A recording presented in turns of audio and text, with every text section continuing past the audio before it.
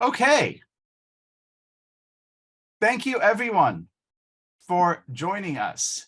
Noam, if you could kindly, that is it. Thank you, everyone, very much for joining us. I'm Liel Leibovitz, editor-at-large in Tablet Magazine. We are thrilled to have you here for this discussion with our amazing panel. And so let's jump right into it because we only have all of Israel's problems to solve in about 45 minutes to do it. For about 20 weeks now, hundreds of thousands of Israelis are taking to the streets every week, sometimes multiple times a week, to protest.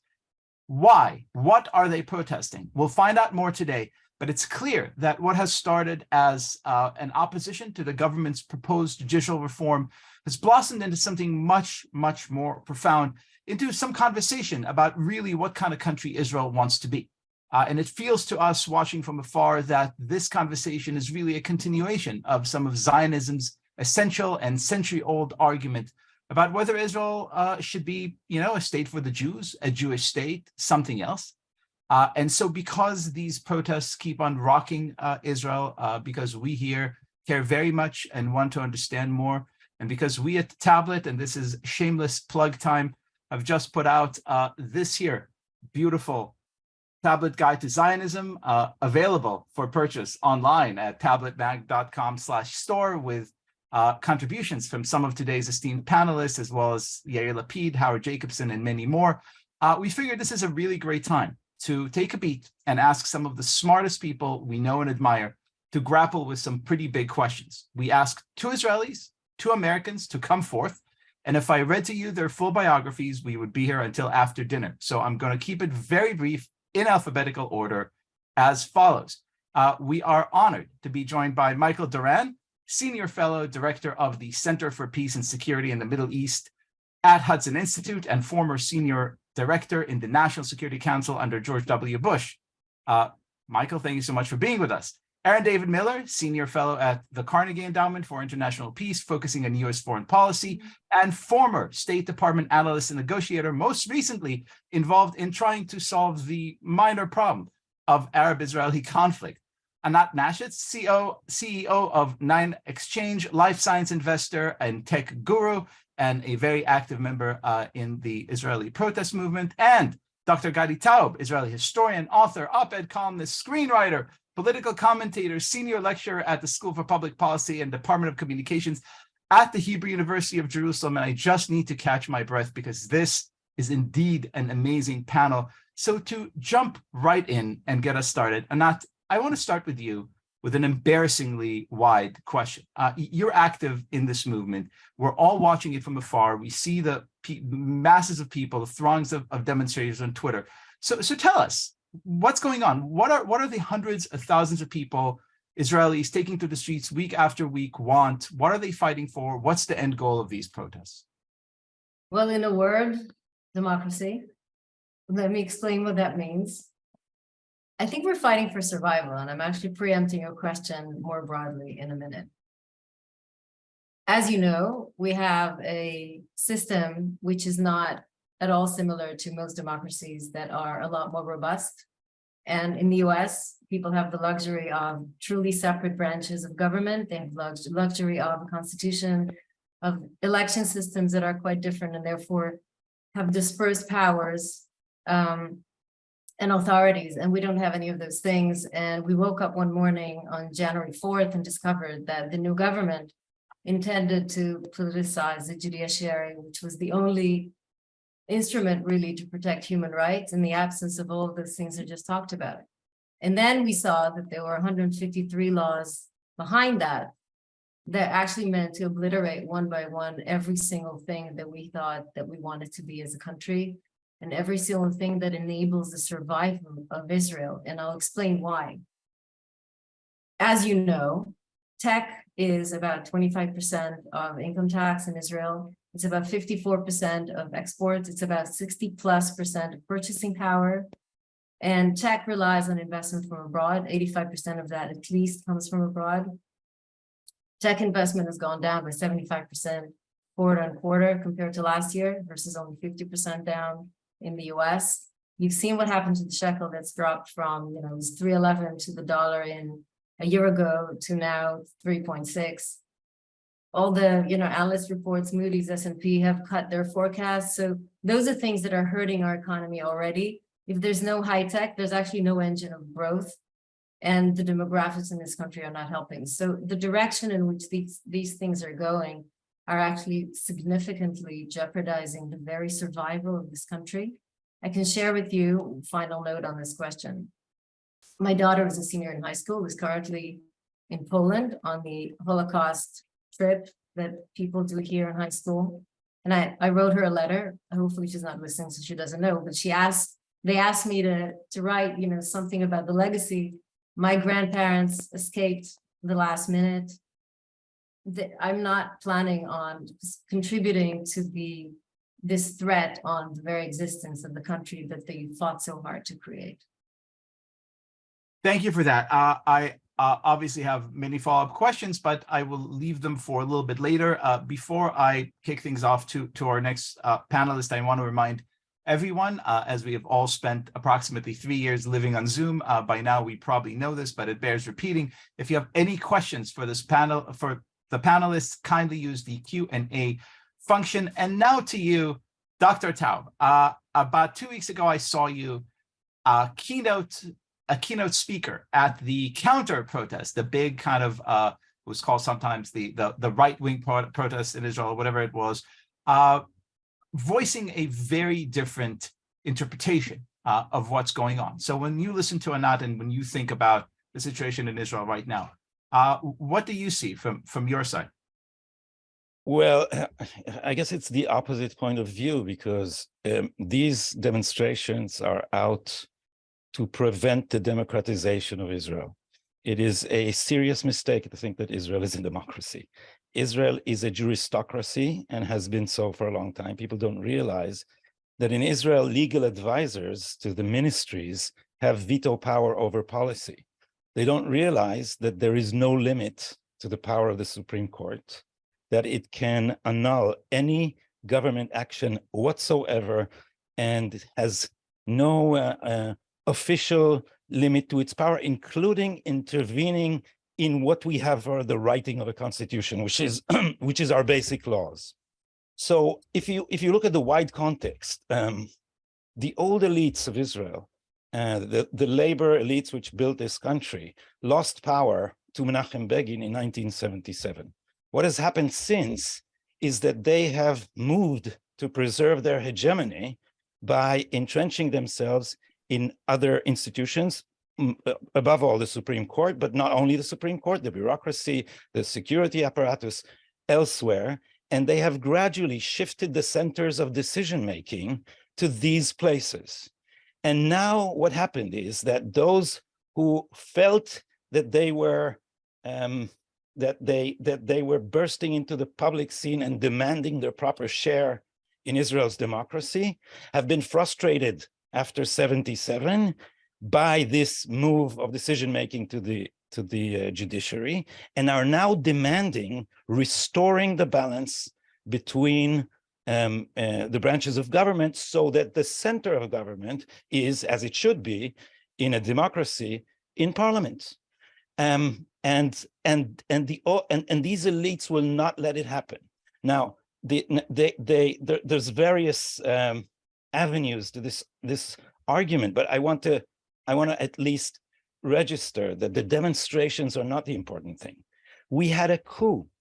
The commander of the IDF told the prime minister, and you have to listen to the language, that the IDF has red lines, and that one of them is a constitutional crisis. That is, if the chief of the Supreme Court, it's a president of the Supreme Court in Israel, strikes down the reform that's supposed to forbid it to strike down constitutional level laws, then the army may obey the court and not the elected government.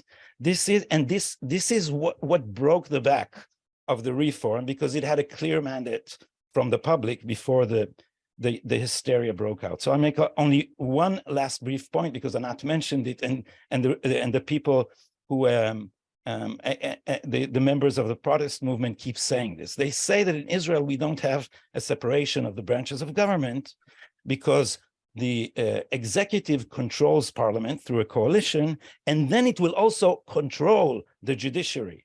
That is, we'll take the process of appointing judges away from the court. In Israel, the court has veto power over the appointment of its own associates. This is how it duplicates its radical progressive stance. The court represents the views of a party that didn't pass the threshold to the parliament. So the left rules from outside, and it's very angry now because we wanted to take power back to the parliament. But the argument that in Israel the executive controls government is ridiculous because in the last 4 years, parliament toppled 4 governments. That is, the problem of instability in Israel stems from the fact that we have too many checks and balances, that parliament is too strong vis-a-vis the government, and the executive should make concessions right and left all ways to its coalition. So the problem is that it's too weak. This is why governments fall so fast. And if the reform will go through at one point, it will return the center of gravity to elected officials, and so will return power to the citizens who feel rightly disenfranchised. I promise both our panelists and our listeners that follow-up questions, complications, pushbacks, etc., are forthcoming. But because the scope here is so vast, I want to kind of give everyone like a whirlwind preview of everything we're talking about and turn right to you, Michael Doran. A while back, you wrote a piece for Tablet explaining that, and I quote, "Relations between the United States and Israel are now being shaped by the intersection of 2 very distinct crises, one being the judicial reform and the other, the Iran deal." Now, we don't usually think of these 2 things as intersecting. How are they related? Well, thanks, Liel. It's great to be here. The Biden administration is ideologically and in policy terms the descendant of the Obama administration. It has the same worldview, the same personnel, and it's following the same basic approach to the Middle East. The centerpiece of its policy is to find an accommodation with Iran. And time and time again, it has shown itself, as the Obama administration showed itself, to be unwilling to take any kind of offensive countermeasures that would deter Iran from moving forward on its nuclear program, and that would contain Iran on the ground in places like Syria, Lebanon, and Yemen. And the result of that is that it is now the job of Israel alone, pretty much alone in the whole arena, to carry out offensive countermeasures against Iran. This has been deeply embarrassing. It was deeply embarrassing to the Obama administration, and it led to very serious friction between Obama and Netanyahu. Now, under the Lapid and Bennett government, at the beginning with Biden, there was an alliance, a de facto alliance between Lapid Bennett on this side and Biden on this side against Trump and Netanyahu. And so what the Biden administration wants is an Israel that will not embarrass it on its Iran policy, and that will not fight it on its Iran policy. Now, back under Obama, the way they beat up the Israelis was over the Palestinian question. Even though by the second term of the Obama administration, they knew that there was no 2-state solution ready to be had, they still would beat up Netanyahu on this. It's the values play. The United States represents certain values, and the Netanyahu government is outside of the bounds of the acceptable values. What's happened now with the judicial reform is that the polarization in Israel allows the Israelis have wrapped themselves around the axle so much that it allows the Biden administration to come in and just to put its thumb on the scale in this internal divide between the Israelis, in order to put the Israelis back on their back heels and not to get in the way of the United States effort to find a modus vivendi with Iran. From my point of view, I'm not an Israeli. I'm not Jewish. From my point of view, the United States doesn't have a stake in the judicial reform one way or another. What it wants is a strong, cohesive Israeli society and a cohesive alliance that can stand up to Iran. Where I start to get interested in it personally is in two respects. One, the misinformation that is put out by Israelis about the reform. That is, the anti-reform movement is saying it's anti-democratic. I don't think that claim passes the smell test in the least. The powers that the Israeli Supreme Court have arrogated to themselves since the 1990s. This isn't something that it always had. Under Aaron Barak, it arrogated to itself powers that don't exist in any other democracy I will interrupt in the you. world. Aaron Barak, the former Supreme Court Justice in Israel. Former Supreme Court Justice and the architect of this, Supreme Court, which has no limits whatsoever. There are no checks and no balances on the power of the Supreme Court. I'm sure that some Gadi will want to go into that further. From my point of view, what the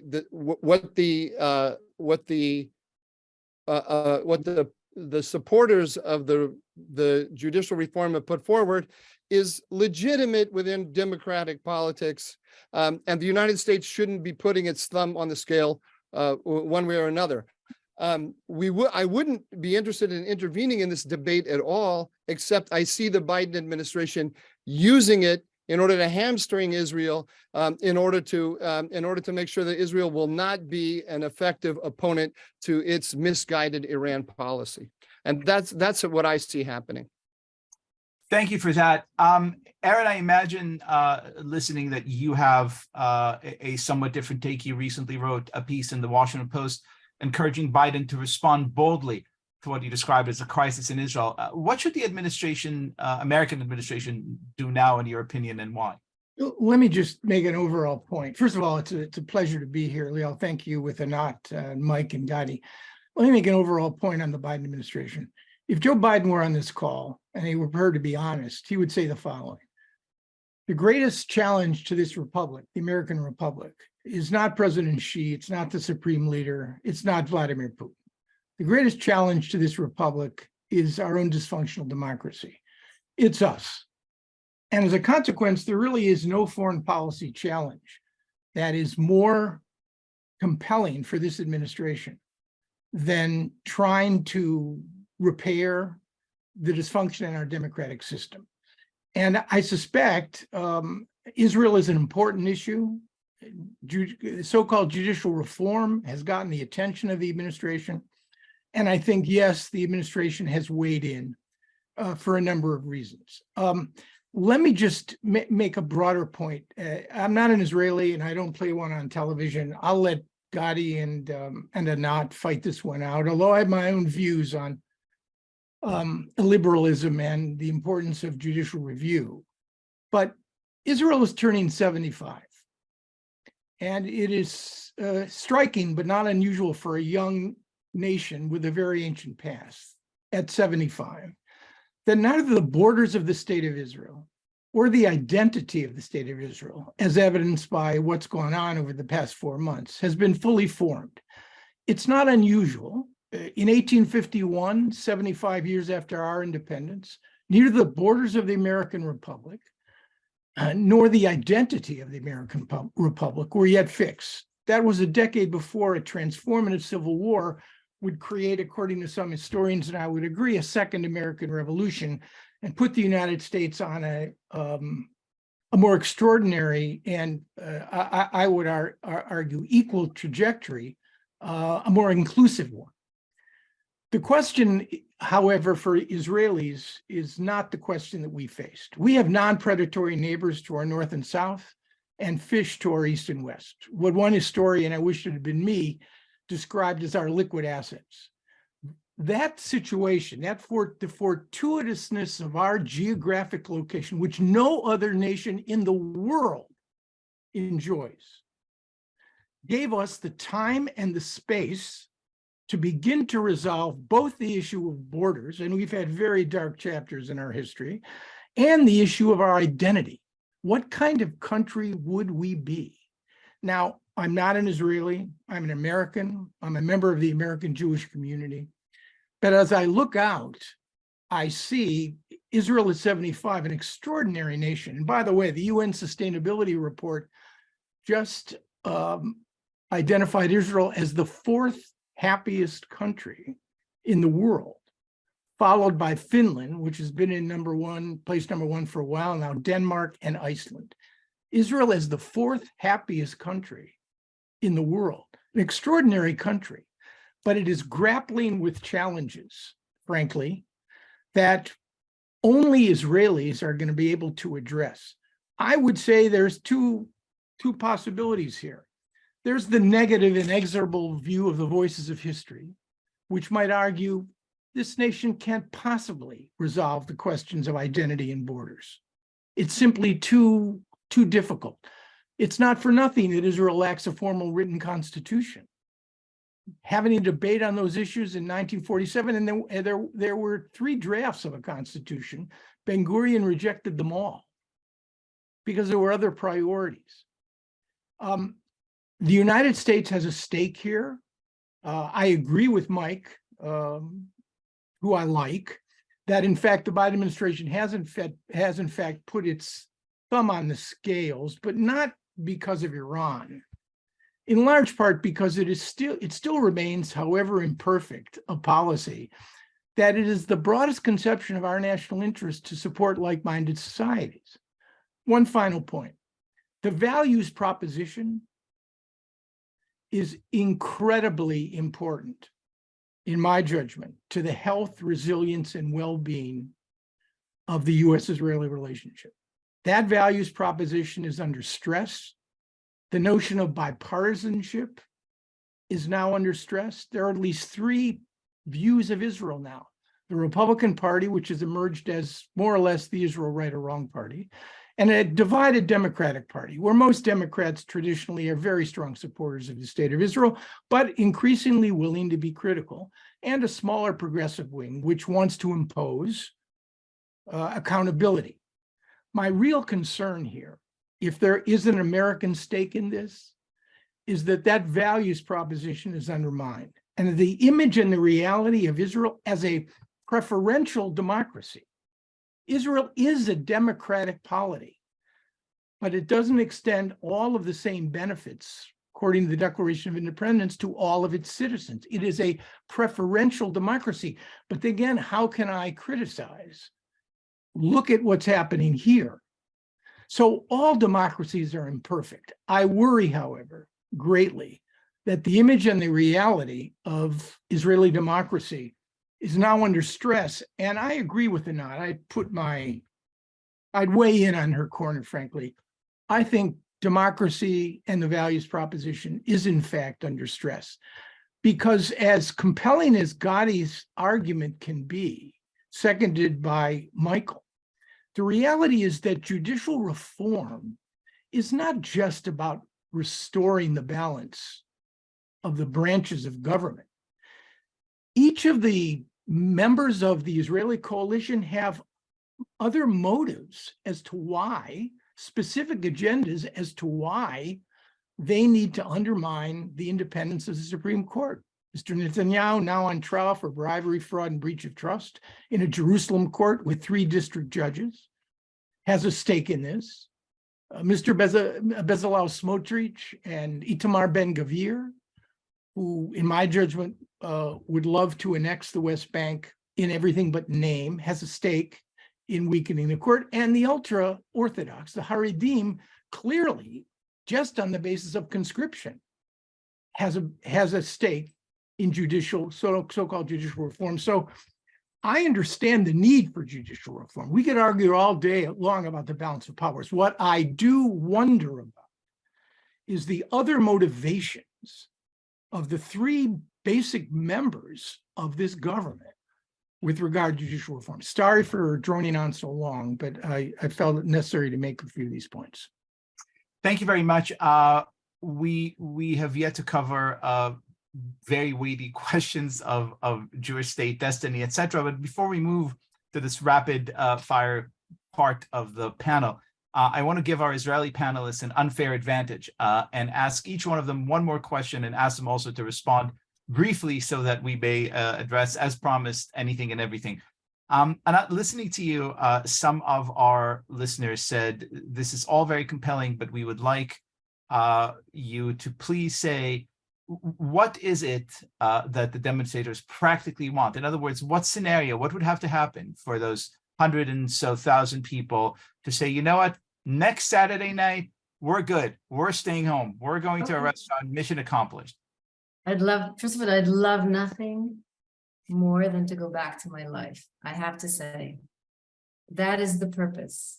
And I want to actually use a tweet that Mike put on a few days ago, just to explain to people the gravity of the situation in the eyes of everybody that I know and respect and love, and present company included. I now know and love all of you, but Mike put on a video of a bear and a guy who's really good friends with this bear, and they're snuggling up together, and it's all very happy until a few seconds into the video, the bear starts to, like, you know, smell something, and you can guess what happens next. And I think it's titled From Pillow to Appetizer or whatever. That is where we are, okay? You are giving absolute power to something that is now not a bear yet, but really wants to be a bear. And that bear actually said, and Smotrich even said, trust me, I won't take your rights away. And this is a situation where, and I am addressing Gadi's previous point, this is a situation where the court is the absolute last defense that they are taking. And the coalition absolutely controls parliament because it's the same people, it's the same parties, it's the same disciplines within those parties that are terrorizing anyone who has a finger to raise in the votes. And the court is really the minimum. We don't have a constitution. I don't want to repeat myself. To answer your question, Gadi, as we have said all along, I'm sorry, Liel, what we've said all along, the gun that is currently pointed to our temples is still there. All these laws have passed all the committees. I have been to some of these committees. They're now on the whatever, in the right place on the table of the Knesset, and they're ready to pull the trigger in 6 hours, okay? We want those things off. People are now talking under the auspices of the president. They've been talking since Passover or before. The gun is still there. We want that gun off the table. Understood. So Gadi, I'm going to be just as unfair to you as I was to Anat and ask you in 120 seconds or less to describe to our listeners who've been hearing judicial reform, you know, all the live long day, to explain very, very briefly and dispassionately, what is it that's actually on the table? What is the gun, as Anat calls it? What is this proposition? What is it here to achieve? Oh, wow. So first I'll say that pinned to my Twitter account is a full 1-hour interview with Yariv Levin with English subtitles that explains the reform in detail. The reform is very mild. It is intended to take one step towards democracy, far from being enough. But I was delighted to hear Anat's metaphor because I believe them. You know, I don't think that this is their feeling that in the danger in democracy is citizens, and they need a babysitter. And the citizens are this big bear that, if just excited a little too much, will eat the progressive, civilized, westernized elites. And this is not true because the Israeli populace is very, very tolerant. And in fact, the real danger to human rights in Israel is unchecked power. And so our human rights conditions are Soviet style. There is the conviction rate in Israeli courts is unbelievable. It's Soviet. You have no chance against these people. Our detention rules are, the detention laws are actually very good, but the courts are a rubber stamp for the prosecution. from where most of the judges come. And if they keep controlling the committee that appoints judges, they will keep bringing more judges from the prosecution, and our human rights will never improve. So Bezalel Smotrich, who indeed Anat is right, would want to annex the West Bank, will not be able to because the reform will restore power to the center. And so if the left stops protesting and comes into the coalition, then everything will be fine. I agree that Bezalel Smotrich wants to annex the West Bank, and this is not going to do any good to Palestinian human rights. But he is right that the parliament is a better protector of human rights in any democracy, and in ours too, because our laws of detention and our laws of proper procedure and the presumption of innocence are actually very good. It's just that the courts run roughshod over them, and we trust ourselves. We are not bears. We are democratic citizens. And one last point, this is all over the Western world, all over the Western world. Look at the European Union.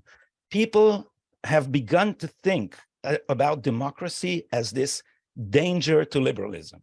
And so they are all looking for some responsible adult who will put shackles over those wild populist citizens who are out to run roughshod over democracy any minute. And they think that they can protect it with babysitter. While history teaches us that the only safeguard for rights of citizens is government with the consent of the governed. And what we have in Israel is government of the left through the court without the consent of the governed. Can I just correct 3 facts just really quickly, okay? I promise you, we will have much time to do this. I have to move on because there are so many of us and so many things to get to. And we're getting there are a lot of things in that were completely incorrect. So please let me fix them. In 20 seconds or less. And I'm counting. The bear is the government. The bear is the government. Democracy is not about what the people want necessarily only. Democracy is a much broader thing, and it is about equal opportunities. It is about liberal values. Just read the Declaration of Independence. It kind of defines it pretty well. Okay. The rest I have a very, very specific question about your views on the meaning of democracy coming up, I promise. But Gadi, awesome. We're not bears, but we are Jews. Mike, it's not too late for you. I know a guy. I'm here in this weird position because I'm a half and half, if you will. I'm half Israeli, half American, and been following this very, very closely. And wrote a piece that in Tablet that stated that I think what we're seeing here, and this is the title of this here webinar and something that I teased in my introduction, that what we're really seeing here is the ancient Zionist debate between some people who early on said, look, and you could see this felt in Herzl's own writing, saying, look, what we want is a state for Jews. We want Vienna on the Mediterranean. We want a place where there'll be Jewish police officers and Jewish bankers and Jewish teachers, and we would just be free to not be persecuted and live out life as we wish. Versus Jewish bankers we already had, Leo. Jewish bankers we always had, and long may we have. And some people have said, no, it's not enough to just have a state of Jews. What we really want is a Jewish state, as a foundational and fundamental thing that operates according to a different set of ideas and values, whatever they may be. And it's looking a little bit, from my perspective, as if this protests wave is really between Israelis who want a Jewish state and Israelis who want the state for the Jews, of the Jews. Does that strike you? This is an open-ended question. Does that strike you as a fair analysis or a complete misreading of the situation? Can I say 2 things about this? Going back to what I said in the beginning, it's not about any of that. It's about having a sustainable country that can be here in 20, 30, 40, 50 years. And this whole debate, and we can talk about the courts. I actually started out as a lawyer before all these other things that I've done in my life. And I lived through the courts, and they're actually fine. We need more resource for them mostly. And we don't need to fix them. We need to add and not subtract. And what the government's trying to do is politicize and subtract. But for this country to survive, we need an economy that's robust. For that to be robust, we need liberal values, because nobody's going to invest in a country that it looks like, Iran or Hungary or Turkey or Poland, all of which are playbooks from whom, our current government has learned really well, I have to say. So good, well done them. So uncertainty and non-liberal values are our enemy. I do think there are things relating to your question around, I think Aaron talked about this before, we have some huge imbalances in this country that further jeopardize our survival. And yes, they do have to do with a very large and growing population that in 1980 was 4%, and in 2065 will be 32%, that are not educated in a way that is conducive to actual contribution to the economy and society, obviously do not participate in the army or any other way to contribute. You're talking about the Haredim. I am. And they're looking to another part of the population, which, contributes 33 billion shekels a year versus them minus 4.7 billion shekels a year. Just if you think about that, they're looking to us who have an average, a lower birth rate and, all of that to continue to sustain that. That is just not sustainable. So there is an underlying issue, and that is where the religious element comes out, and that is where the Jewish definition comes out. But it's actually about economics. It's actually about a way of life. And it's actually about some people forcing us to subject ourselves to the way that they see life. And people like me might have to sit in the back of the bus because they would like to actually enforce that on me. And they would like my daughter not to go to the army and not to sing in public or various other things. So there is part of that, but it is just not sustainable for them to not contribute. And I think those are the issues we need to deal with. Liberal democracy that enables everybody to have their lives. They can have theirs, we can have ours, but everybody has to participate.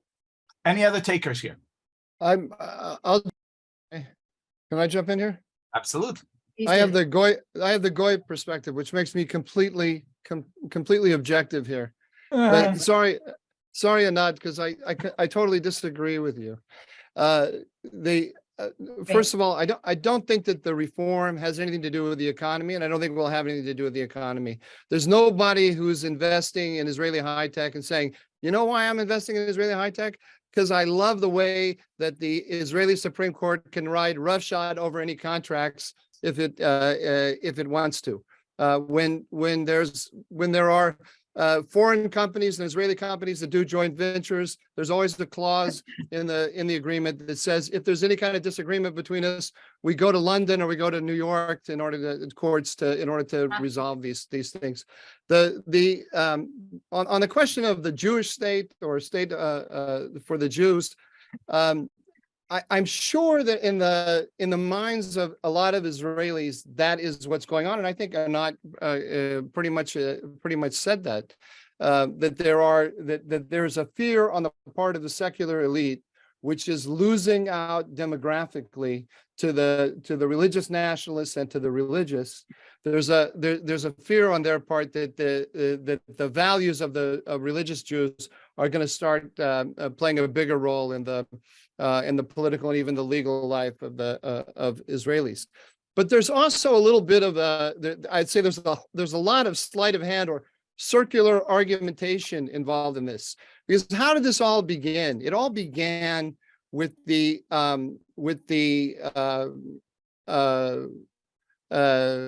what do you call it?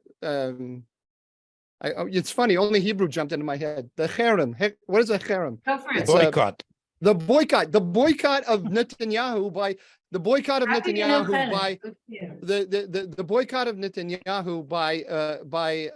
by a lot of the centrist parties, including breakaway people from the Likud, from Bennett, from Lapid, from Gidon Sar, from Lieberman, right? So they boycott him, and so the whole system moved to the right, and we get the Smotrich and Ben Gvir in the coalition now, and now they say, wow, Netanyahu is an extremist. Look who he's in bed with. He's in bed with Smotrich and Ben Gvir. But why can't we can't work with Netanyahu because he's an extremist, right? So they push the whole their anti-Bibi mania, which is worse than the anti-Trump mania in the United States by far, and worse in every respect. Also in the sense that Bibi is pretty much a centrist in all of his basic thinking, and they have pushed him off to the right. And now oh no, look at this horrible, horrible religious beast which is rising up to take over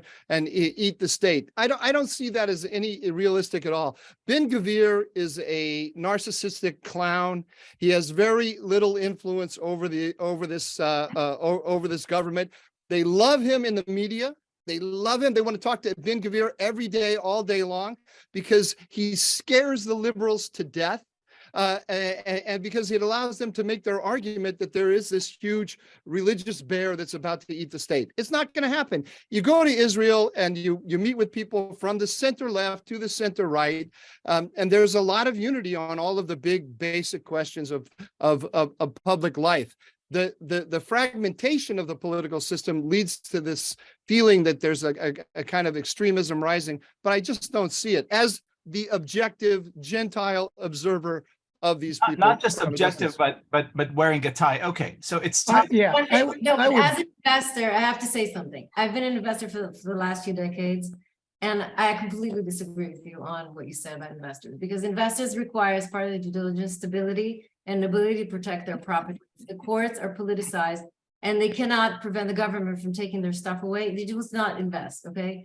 And investors are very scared by the chaos of the protest movement. They're very scared because they're Panelists, as the supreme judicial authority on this panel, ruling here with absolute power. I am moving all of you to an even higher and more rocky plane of discussion, because I hear the word democracy bandied about, and it strikes me that there are radically different understandings or definitions of it. So I want to put it as simply as I can. Here's the hypothetical question.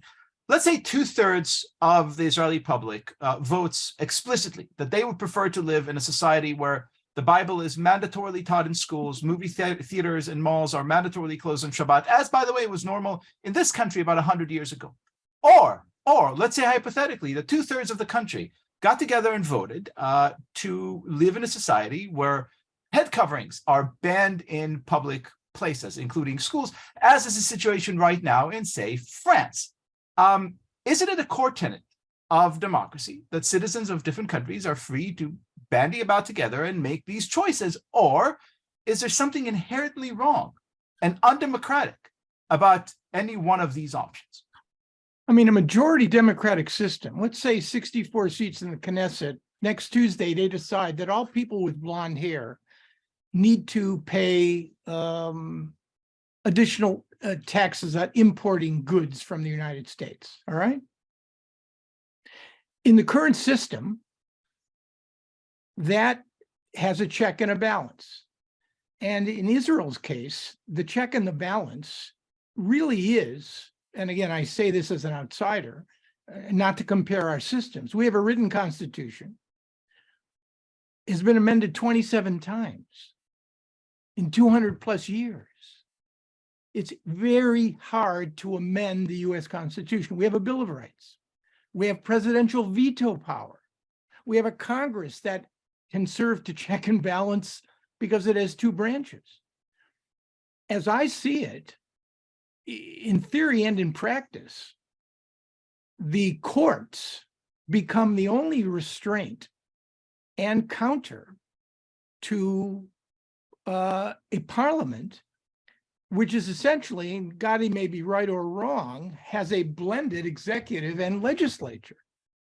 It would strain the bounds of credulity to the breaking point to assume that this government, if in fact judicial review passed, or even if the judicial selection bill passed, which has now passed its first reading and could pass in an afternoon, its second and third reading, that you would create a situation, and this speaks to Mike's point about the relationship between economics, investment, and predictability and stability of society.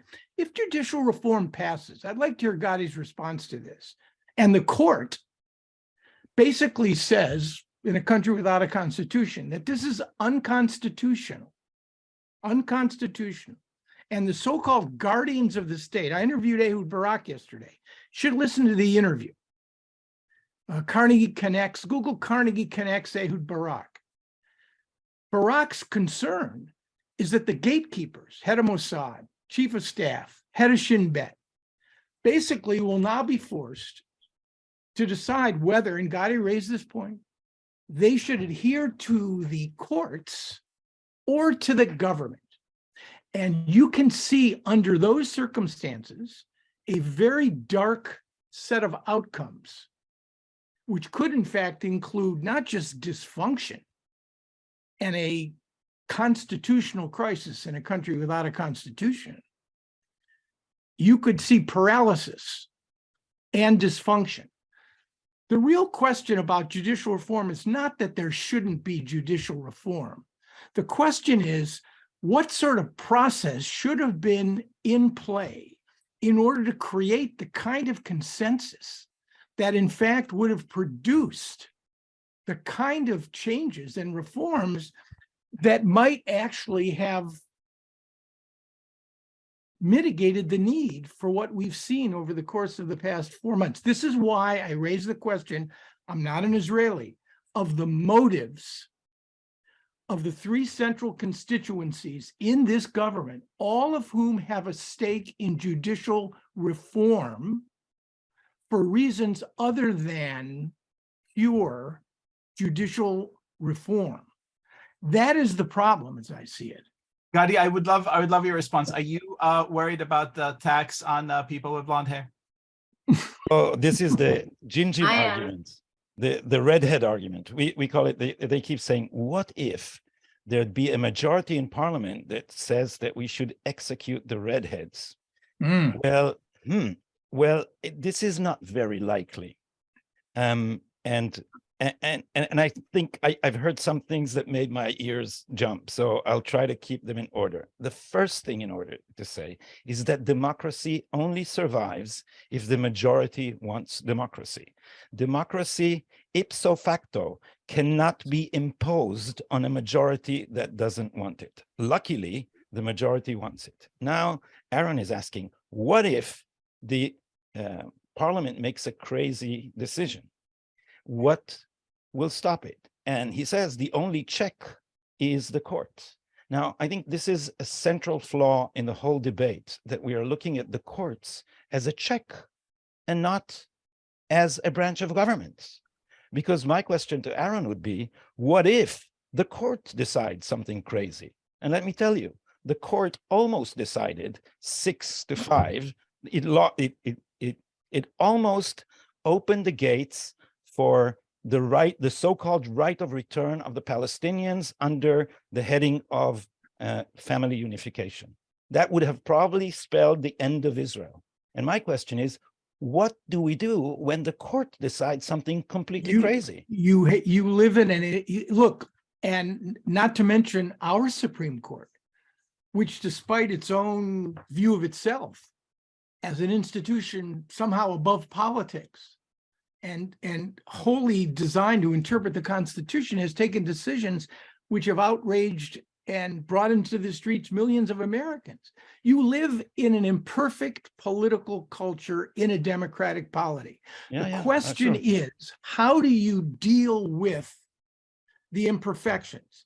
And for a country living on the knife's edge that doesn't have non-predatory powers to its north and south and doesn't have fish to its east and west, that central process is critical.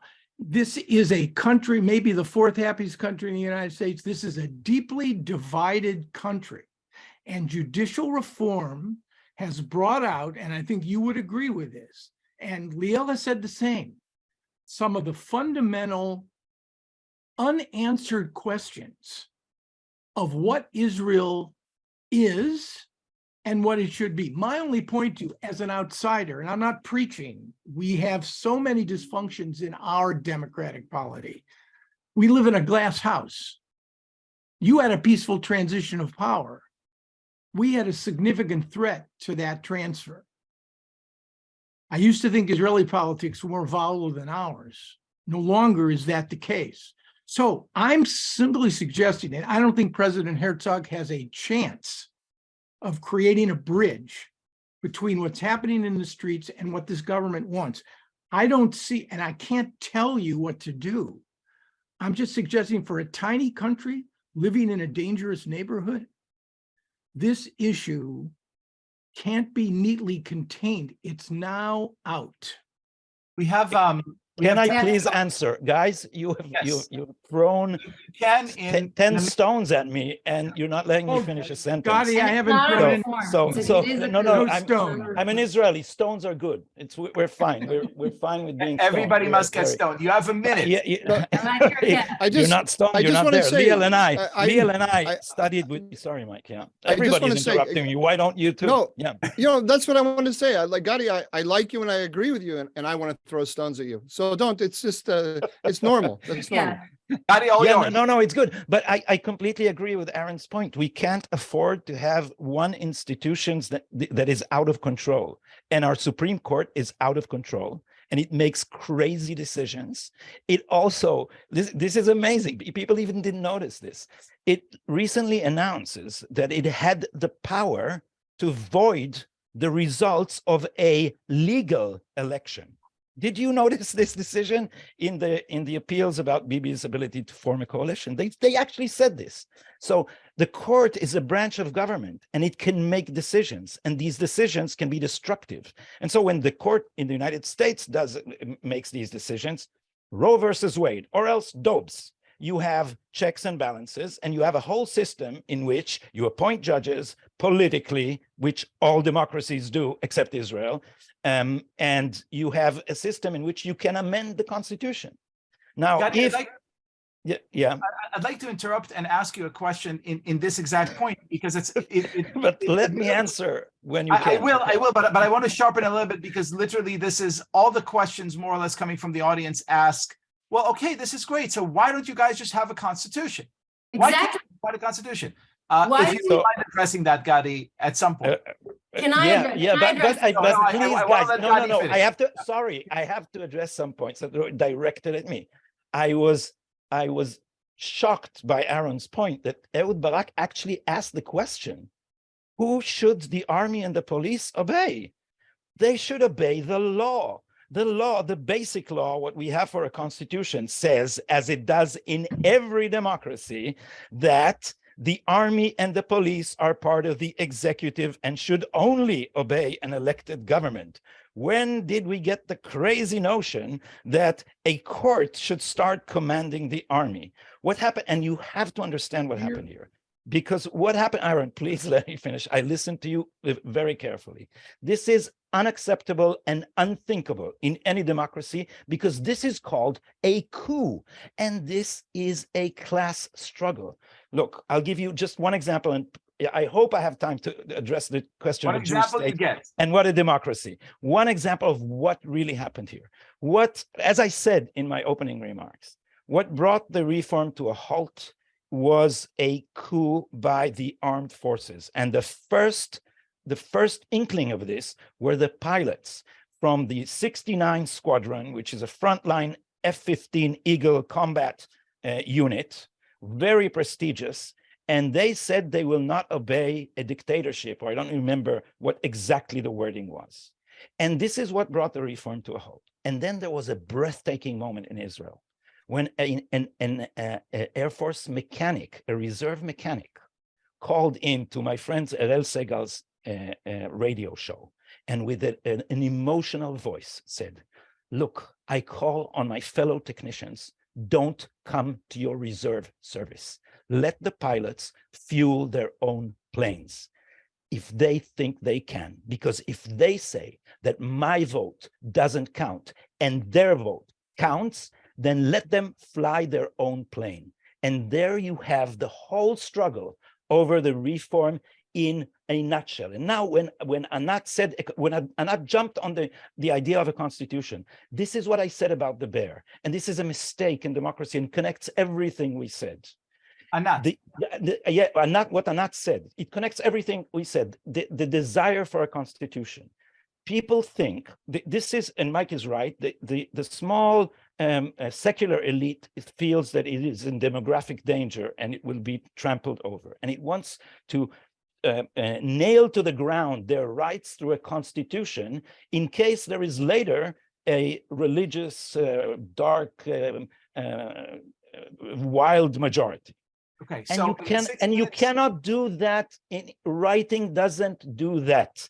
In a democracy, you have to accommodate everyone. You can't just now make a secular constitution and hold the religious down forever till there are a majority. You have to make accommodations. So instead of boycotting the right, please join in the coalition.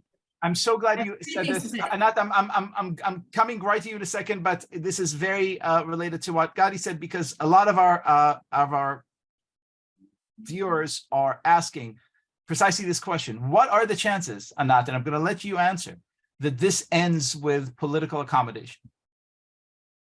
As in a compromise under the auspices of the president? Coalition and opposition working together to come up with some version of the legislation that could appeal to everyone. I think the probability of that is very low. The reason I think that is because there are things you don't compromise over at all. And I'll just start with an example again. Do you know who was elected democratically and then politicized the court and do a bunch of other things 3 weeks later? Any guesses? Hitler. Okay. You do not give anybody. Hitler did not cancel the court. He canceled the parliament. That's what you're trying to do. It is a very dangerous thing to give absolute power to governments that, as Aaron said, in addition to that, have all kinds of ulterior motives. It is just not a very good idea. The second thing I want to say is that the polls actually, Gadi, support what we all know. Most of the people who voted for this government didn't even know this was planned and definitely did not understand any of the implications of what we're now seeing. So this is not democratic, even using that very narrow definition of democracy, which is completely incorrect, and just open any dictionary. So I will first of all congratulate everyone here. This is at 57 minutes. This is the longer any discussion between Jews had gone on without mentioning Hitler. So this is wonderful. But in the 2 minutes that we have left, I want to end with one silly question and ask all of you to answer briefly, sincerely, and emotionally. Give us the one thing, as we would like to end on some kind of hopeful note. The one thing, and it could be bipartisan or extremely partisan, the one thing that gives you hope as you look at the situation in Israel. I'm going to call on you. Anat, you go first. thank you so much. My hope is that we actually do have a beautiful nation and a beautiful people. My hope is that excellent people have woken up socially and politically that have been dormant for a long time. And I think that has been a mistake. And I do see the energy and the love for each other on all ends of the spectrum. I think right and left is completely the wrong terminology. It doesn't apply at all. And I do agree with some of you who said, actually, we agree on many of the things that really matter. And what we need to do is focus on that and try to find that together as the basis for the next 75 and 100 and hopefully many more years, because I think we have a lot in common and we need to stop fighting and focus on what we can build together. Hallelujah. Gadi Taub. I'll finish on an opposing note of Anat, since we've been in those spots. Not optimistic? It's optimistic, but I don't trust beautiful people. I don't trust people who believe they are beautiful. And I think democracies should be built in a way that when people who are not angels get commands, that it would still function. So my hope is this: the Israeli public is so much more moderate than its crazy elites, and it is the more power people get, the more tolerant and moderate this society will be. So the forces of sociology, I hope, will be stronger than the forces of ideology, because we are a peaceful, polemic-loving people who like to fight and still, at the end, love each other. And on behalf of all non-beautiful people everywhere, I thank you for this. Aaron. I would hopeful. just end with a quote from Jack Kennedy, who was the first and last president to have an emotional impact on me. Kennedy argued that he described himself as an idealist without illusion. And frankly, I think that's where most Israelis are. I think they understand that at 75, they have built an extraordinary country with unbelievable potential. But I also believe that they understand that the next 75 are likely to be challenging in a different way than the early years of the state. And on the issue of identity, I truly believe, even though I think the prospects for drafting a constitution are slim to none, I think that judicial reform will somehow be taken off the table and likely eclipsed by any number of other issues, which frankly, neither of which are going to have a happy ending. Issue A is what to do about Palestinians, both within Israel and in the West Bank. And the second issue that Mike Doran referred to, which is a serious problem that right now has no solution, what to do about Iran. But I still have confidence. It's a resilient, extraordinary state that has defied history repeatedly. And I suspect I like Anat's response, and I like Gadi's as well. They've taken the high road in this conversation. And I think if they got together, the two of them, over a cafe afouch somewhere in Tel Aviv or Jerusalem, maybe the two of them can sort it out together. You're on. Liel, I just found we are just now in the process of founding a website called nationaldialogue.online. It's not yet aired, but you're all welcome to join it when it does. Hallelujah. Mike Doran, famous last words.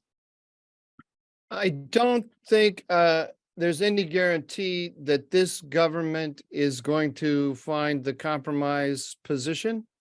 It might not, but I think inevitably judicial reform is going to go through similar, very, if not exactly like the one that was proposed, very similar to it. And that's simply because the elitism of the anti-reform people has been exposed for everyone to see it. There's no way you can look at the absolutely unrestricted powers of the Israeli Supreme Court, and it's shocking when you look at it and say that this is a democratic system.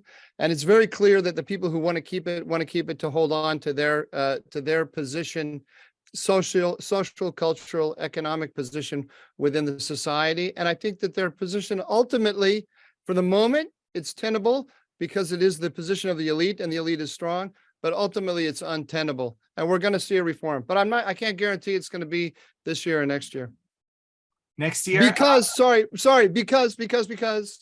Israel is a very, very robust democracy with a very, very active participating electorate, and that's why this elitism doesn't necessarily have to fail in the world. It can survive, but not in a democratic polity like Israel. And that's why I say apropos next year. That's why we say next year in Jerusalem. This discussion has been so fascinating. It goes on. One more shameless plug in this here book, Zionism, the Tablet Guide, available. tabletmag.com/store. I edited it, so I'm very biased, but I think you will find it interesting. I want to thank all the viewers who came out, listeners who came out to join us on their lunch hour and think about these subjects. But more than anything, I want to thank you, Aaron, and you, Anat, and you, Mike, and you, Gadi, for this incredible, lively conversation. And thank you, Liel. All we could say is Shavua Tov. Thanks, Thank you Liel. very much. Thanks, everybody.